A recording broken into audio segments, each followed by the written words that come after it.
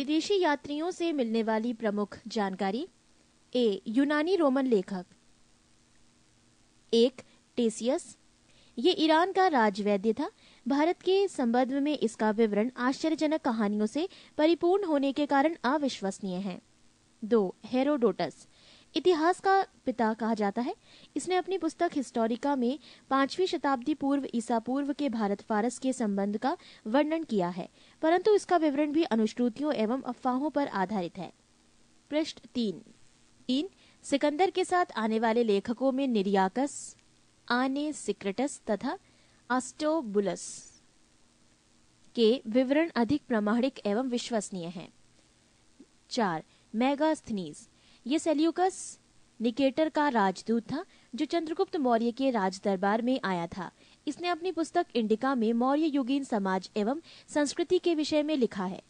5. डाइमेकस। ये सीरियन नरेश आंतियोकस का राजदूत था जो बिंदुसार के राज दरबार में आया था।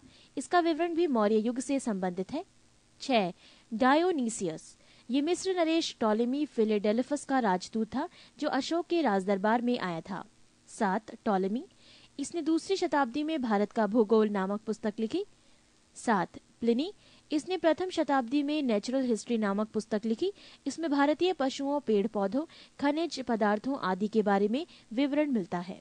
9. पेरिप्लस ऑफ द इरिथ्रियन सी। इस पुस्तक के लेखक के बारे में जानकारी नहीं है। ये लेखक करीब 80 ईस्वी में हिंद महासागर की यात्रा पर आया था। इसने उस समय के भारत के बंदरगाहों तथा व्यापारिक वस्तुओं के बारे में जानकारी दी है। बी. चीनी लेखक। 1. फाहियान। ये चीनी यात्री गुप्त नरेश चंद्रगुप्त द्वितीय के दरबार में आया था। इसने अपने विवरण में मध्य प्रदेश के समाज एवं संस्कृति के बारे में वर्णन किया है। इसने मध्य प्रदेश की जनता को सुखी एवं समृद्ध बताया है। 2. संयुगन। ये 518 ईस्वी में भारत आया।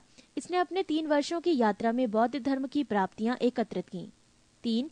हुएनसांग। ये हर्षवर्धन के शासनकाल में भारत आया था।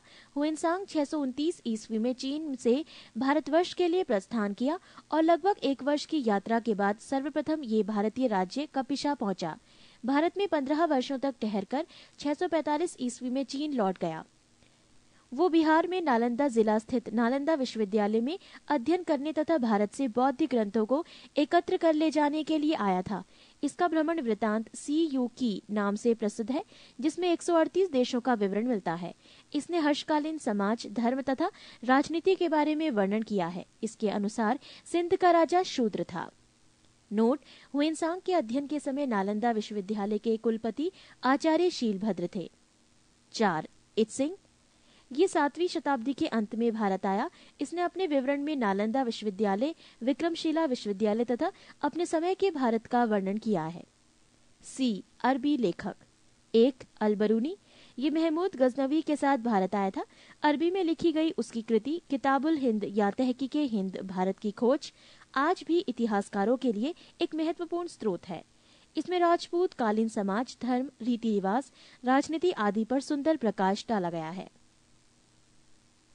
डी. अन्य लेखक। 1. तारानाथ। ये एक तिब्बती लेखक था। इसने कंग्यूर तथा तंग्यूर नामक ग्रंथ की रचना की। इनसे भारतीय इतिहास के बारे में जानकारी मिलती है। 2. Marco Polo. ये 13वीं शताब्दी के अंत में पांड्य देश की यात्रा पर आया था। इसका विवरण पांड्य इतिहास के अध्ययन के लिए उपयोगी है।